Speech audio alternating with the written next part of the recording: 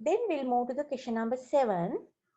First one, name 2 steps of calculating profit or operational result of a business by preparing profit or loss account. We know when we prepare the income statement or profit or loss statement to calculate the operational result, basically it consists of 2 steps. First one is calculation of gross profit. Second, calculation of net profit. So you have to write that calculation of gross profit, calculation of net profit. That is the answer. Next one, write the double entry of recording bad debts. We know that for the bad debts, double entries, bad debt means unrecoverable debt. Due to some reasons, we can't recover the debt from the debtors. So because of that, we have to written off them as expense. That is the bad debt. So the related double entries, bad debt account debit, relevant debtors account credit. Bad debt is a expense. Due to that, expense increases. Debtors is asset. Due to that, asset decreases. That's why asset account credit. So the related double entries, bad debt account debit, relevant debtors account credit. Likewise, you can take the answers for the question number 7.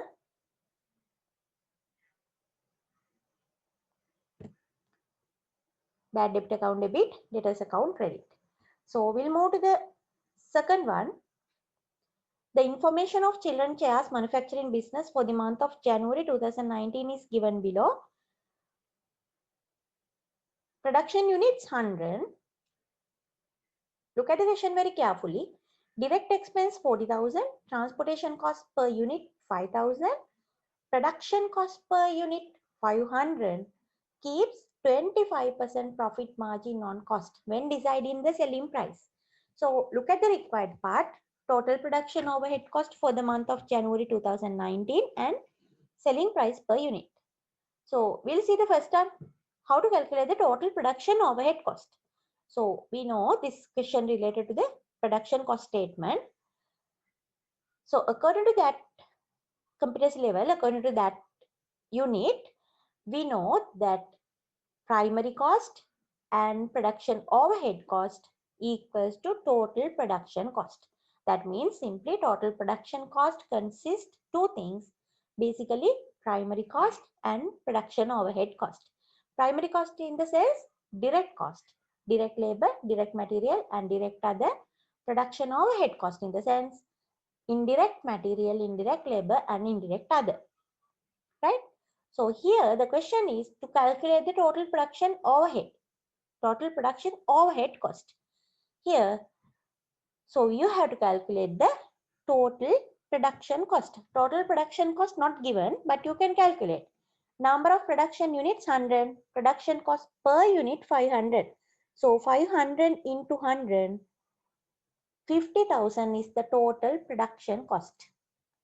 So direct expense, that means primary cost given. Direct expense means primary cost, that is 40,000. 50,000 minus 40,000. Total production overhead cost is 10,000. Right? So you can get the answer for the question number 2, part A, 10,000. Next question is about the selling price. Keeps 25 profit margin on cost when deciding the selling price. So you have to calculate the selling price per unit. We know that production cost per unit. Per unit production cost is 500. So we have to add 25% profit margin for the cost.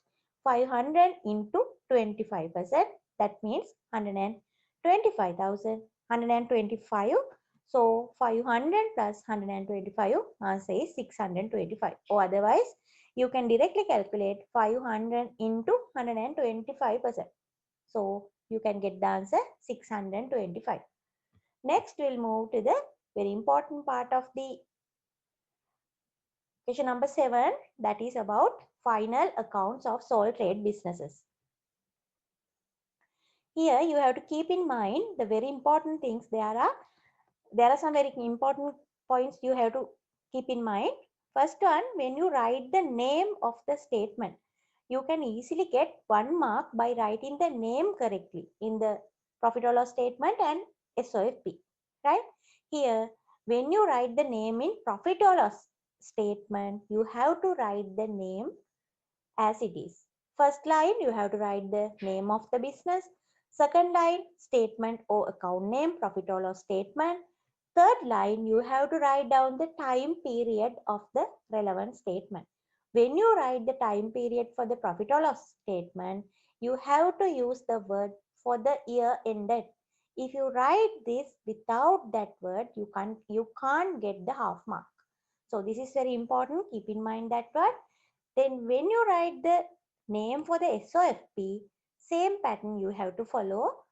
At the beginning, you have to write the name of the business. Second line, you have to write the statement name. Third line, you have to write the time period. But here, when you write the time period, you have to use the word as at 31st December 2019. So if you follow these rules, you can easily get 1 mark here. So next we'll move to the question. Look at the question. You have to first consider about the additional information. Closing stock 35,000. So closing stock will be adjusted to the two places. Always all the additional information should be adjusted to the two places. Then only this will be balanced. Right here, so closing stock should be 35,000. Under current assets, closing stock should be 35,000. Other than that, it should be adjusted to the income statement also. Under income statement, cost of sales, closing stock should be deducted from the cost of sales. So next additional information. The machines are depreciated on straight line method at 10% on cost. So first you have to check what is the value of the machines by looking at the trial balance. Here in trial balance, they have given the machine value, machine at cost 300,000. Here there are two non-current assets given, land and building and machine. But for the land and building, they didn't give any depreciation rate. So only for the machine, you have to calculate the depreciation. Machine value is 300,000. Cost is 300,000. It is subjected to 10% annual depreciation rate. So 300,000 is subjected to 10%, mean 30,000 is the annual depreciation. Provision for depreciation or accumulated depreciation is 30,000. That means up to this date, at the beginning of this date, beginning of the period, 30,000 already identified depreciation is there. So you have to add this year annual depreciation with this 30,000. So altogether 60,000. So go to the SOFP. Look at the SOFP. How we have to adjust this. Under the SOFP, non-current asset. Under the title of non-current asset, you have to mention land and building. Cost should be 500,000. Then under machinery, 300,000. Accumulated depreciation should be 60,000. Cost minus accumulated depreciation, net value will comes as 240,000. Here this is very important. You have to write the titles correctly. Cost, accumulated depreciation, net book value. Here, according to this marking scheme, no marks given for the titles, cost, accumulated depreciation and net value. But if you want, you can check in all-level marking schemes, all-level past papers, they have given marks for these titles. So you have to write these titles correctly. Cost, accumulated depreciation, net book value, or otherwise you can use the word carrying amount. So here you have to finalize the things. Then third additional information, that is about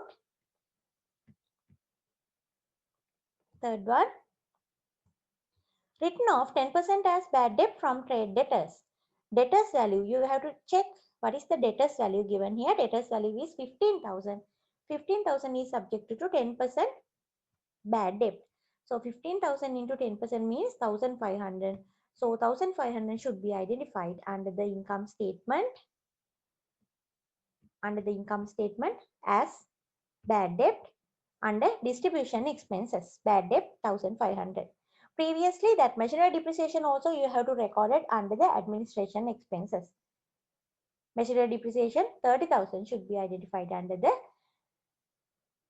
income statement as an expense. So here under the SOFP, you have to deduct 1,500 from the debtors value and net debtors value should be recorded under the face of the SOFP, that is 13,500.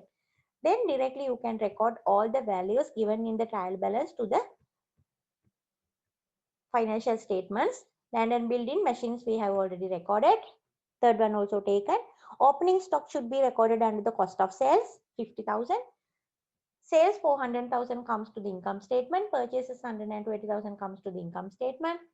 Discount received 3,000 comes under other income. Discount given comes under distribution expense. Carriage inwards means it should be added to the cost of sales for the purchases. 10% bank loan 120,000 is the bank loan that is subjected to 10% interest rate. So 120,000 is subjected to 10% interest rate means bank loan interest is 12,000. So you have to check whether any amount paid as bank loan interest. But according to this trial balance, no amount paid as bank loan interest. So what you have to do is you have to identify that amount as accrued bank loan interest. Here, under non-current liability, you have to write down bank loan 120,000. Under current liability, accrued bank loan interest, it should be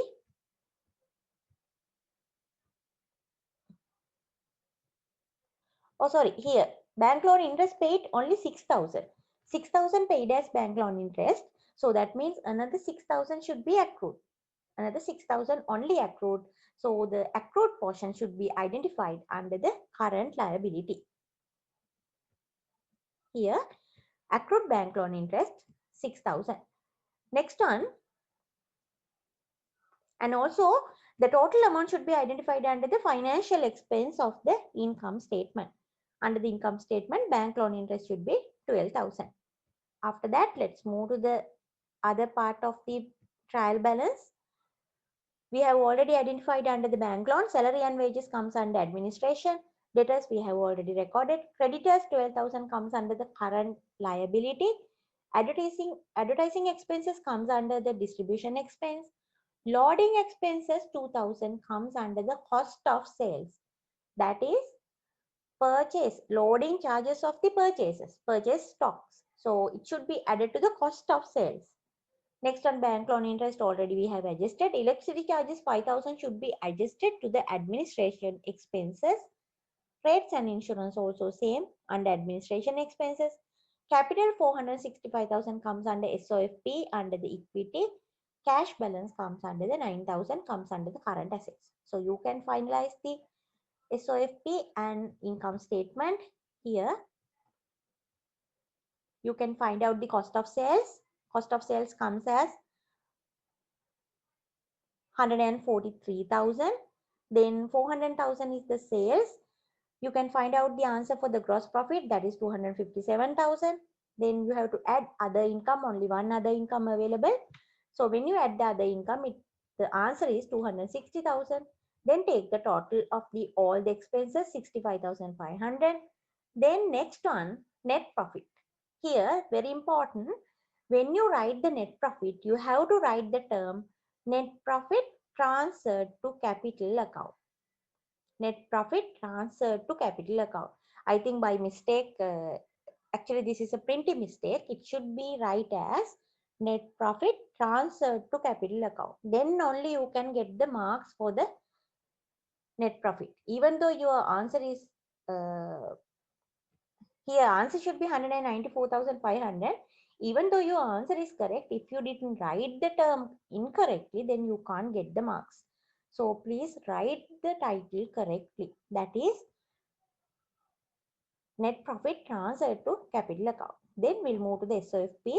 We are going to find as the SOFP. You have to take the column totals of all the columns under the cost, accumulated depreciation and net book value. Then it is equal to 740,000. Then take the summation of the current assets, that is 57,500. All together, non-current assets and current assets total is 797,500. Next one, under the equity and liability, capital balance is 465,000. It should be added the net profit 194,500. Then take the answer. After that, non-current liability and current liability should be added. After that, it is equals to total equity and liability. That is 797,500. This is the full discussion for the Western Province. 2020 part 2 paper. So I hope you learned something from this discussion. So if you learned something from this discussion, please subscribe my channel, share my videos with your friends.